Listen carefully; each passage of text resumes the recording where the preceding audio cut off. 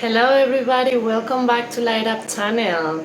We are here with the next episode for this series of videos of how to understand and live with emotional intelligence and how to take advantage of all the benefits. Along this series, we've been talking about what's an emotion, the difference between feelings and emotions, and also a little bit of briefly what it is emotional intelligence. And I did start with the 5 components, which I think is like a pretty good base to start with emotional intelligence. Start with the 5 components, self-awareness, which is very important to be present in the moment and be aware of how you are reacting, how you are acting, what's your attitude, how you're feeling, etc., etc. That's gonna help us to be able to self-regulate, which is the next component. We did talk about it, but definitely if we're self-aware, if we catch ourselves in the moment, we will be able to apply the self-regulation, which is putting an intention of how you're going to embrace that emotions and how you're going to somehow navigate those feelings that emotion can bring you. This is definitely very powerful, and it definitely can make your journey a lot easier or even more successful. And talking about success, of course, motivation, which it will be the next one we did talk about. Motivation, it is really gonna help you succeed on life. It is gonna keep you in touch with that passion and that goal and dream that you have and you want to achieve. So yes, motivation definitely will help you to succeed on life and of course to be the best version of yourself. And so now it's time to start with this video, which is about the next 2 and last components of emotional intelligence. So this one is empathy. For empathy, this is like a big thing that we can extend and take a lot of different perspectives, because empaths can be very, very helpful, can be very, very empowering, but it also can be very toxic and damaging if we don't realize that sometimes we're taking emotions that we shouldn't be taking, etc., etc. So let's start talking about empathy. Empathy, as a definition, it is the understanding of the capacity of a human being of having emotions. So we all understand that there is emotions, regardless we deny them or not, there is some emotions, and we understand that human being, also some other beings, alive beings, not just human, but many other beings also have emotions. It is also not just that, it goes a little farther where you understand, but at the same time you are actually feeling them as your own. When you're an empath, you will pick somebody else's feeling or emotion and make it your own. All right? This is very incredible tool, because that will give you the capacity of understanding what is this person going through, the fact that you're living their emotions and their experience as contagious, and it's like literally you are living these emotions through as they are real and as they are your own. That way, as I just say, it will help you to somehow understand better that other person feelings, thinking, and emotions. More feelings than thoughts, but like more about feelings. This is beautiful. The fact that we can understand each other will help a healthy communication, and at the end of the day, it will help to have an interaction, like a healthy and constructive interaction, rather than people fighting with each other, right? So empathy can be really, really beneficiary. At the same time, we need to somehow watch how much we're feeling from the exterior and how is that affecting us, because as always it is good helping others, but we can break ourselves on the way, because if if we are broken, we won't be able to help anybody. Now, about empath, psychologists define empath like 3 different kind of empathies, which are emotional, cognitive, and compassionate. So and this is all talking about our mind ground language, but all of this, always remember that it can be transformed into more like the spirit language that our heart talk to us, and we can reach another different information by keeping this mind word language. We are gonna get into the definition of what it is, like emotional empathy. We did talk a little bit about what it is an emotional empathy, because it is what we just say about feeling somebody else's emotions as your own. Okay, this is basically what it is, emotional empathy. All right, and this is something that, as we say, let's try to keep it healthy for everybody, and it is a beautiful tool to have. I think it really is very centered on emotion and centered on your heart, centered on sisterhood and brotherhood, where we are here for each other and we can help each other make things easier for each other rather than the opposite. All right, but again, as always, remember to keep yourself healthy, and it may sound a little selfish or egocentric, but keeping yourself healthy, it is not selfish, because how are you gonna be there for somebody else if you are all broken? There is no house that is gonna stand without a foundation or a solid ground. Okay, so when maybe you may have to, it seems like you may have to turn your back around towards something, but it is really for the best of all, and it is very necessary that we start to realize what is that moment where we have to turn around and not break ourselves just to please others, because that's another thing that empaths do a lot. Not just empath, but that's where we start getting into this codependency and the triangle drama, victims, persecutor, which we may get into that a little bit later on. But for now, we're just gonna keep talking about 3 different kinds of empath. And now we're gonna talk about cognitive empath. Okay, this is a little more related towards a mindset. So this will be more about the thoughts, thinking and realizing that you are very sad or you're very super happy. All right, but it is the thought of that emotion, the thinking about where is this coming from, why am I feeling this way, where do I get with all of this, etc., etc., etc. But definitely, as always, and as I say in one of my other videos, really everything have 2 sides. Definitely your mind as well. So your mind can be very constructive and it can be settled on an egocentric, and that would be very bad. So running all of these emotions through a healthy and constructive mind, it is very good, and you will definitely understand. And when we put a word to an emotion, it is a little easier to understand, because we're materializing this and we are understanding where is this coming from, so everything takes form.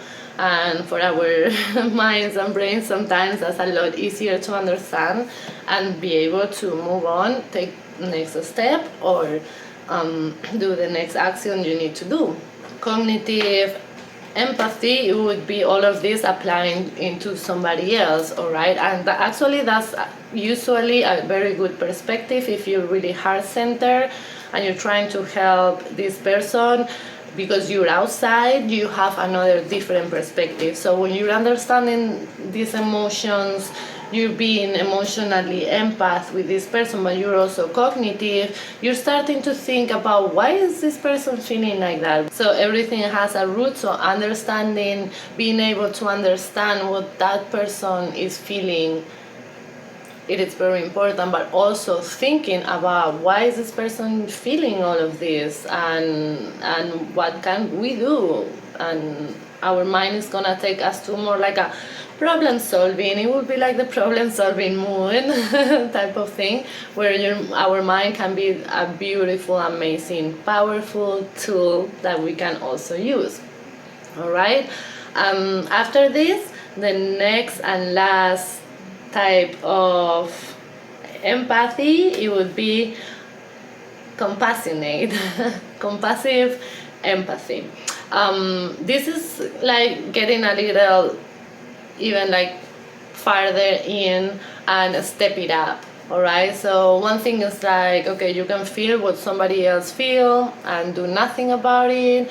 You can feel and then also think about how can you find a solution for this, or why all of this is happening.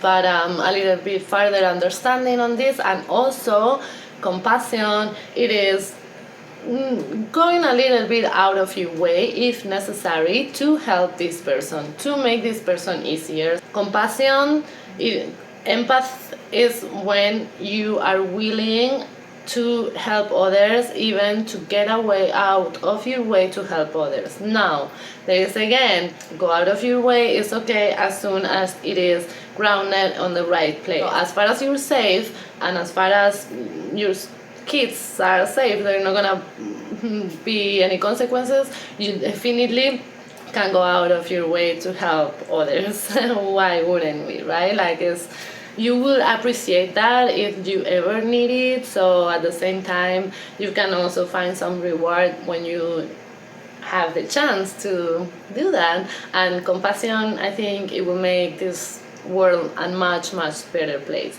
Also, compassion, one of the most needed place that need compassion is when we are having an interpersonal relationship. Usually, especially empaths usually are a lot more compassionate to others than to ourselves. So please treat yourself as you would treat your very special loved one or your very special super friend, and treat yourself as that person that you love. And eventually, if you don't do it yet, please believe in yourself, and of course love yourself, because every single special being in this life has a mission, has a purpose, and is here for a reason, and you should adore yourself. These three kind of empathies, I see them a little bit like the three temples, like mind, heart, and soul, right? So where cognitive will be more like a hi. Cognitive empathy will be more centered and settled on the mind. Emotional empathy will be more settled on your heart, and compassionate empathy will be more settled towards your spirit and your soul purpose, which is my most interesting and favorite one, all right? But they all should be on a balance, and they should be harmonized, and eventually life will de-harmonize that, but we just need to embrace the good and the bad and eventually bring it back to harmonizing. Talking about embracing goods and bads, right now is a great time to embrace the bads, okay? And thinking about all of this is going on, and how challenging time it is for many people, I personally believe that it is a great opportunity to keep integrity with who you are, because challenging times are the easiest time to lose your core values or not applying them. So in these cases, it's when we can really step it up and keep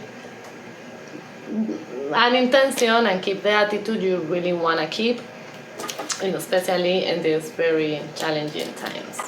I hope you enjoy this empathy little brief touch. Definitely is something that I will love to eventually find the moment to dedicate a whole video for empathies and how can affect your life and how can you redirect that. But for now, that's it for empathy right now, and we're gonna start talking about the next and last component of those 5, which is social skills. Okay, so social skills, it is again the ability to understand others' emotions. All right. In this case, it is definitely not an interpersonal relationship. It would be a relationship in one-on-one or a group of people, or it could be a leadership and a group of people. So social skill can span to many different perspectives. Okay.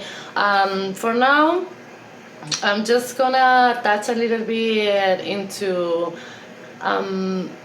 social skills. It is a little bit of the concentration of all those other components and putting them all in practice. All right. So if you're having an interaction with someone, if you're self-aware, you'll be able to recognize your reactions. Then you'll be able to regulate them, and there's some kind of motivation in all of this. Okay, this is just to set a very basic generic example of how all of these components will work for social skills.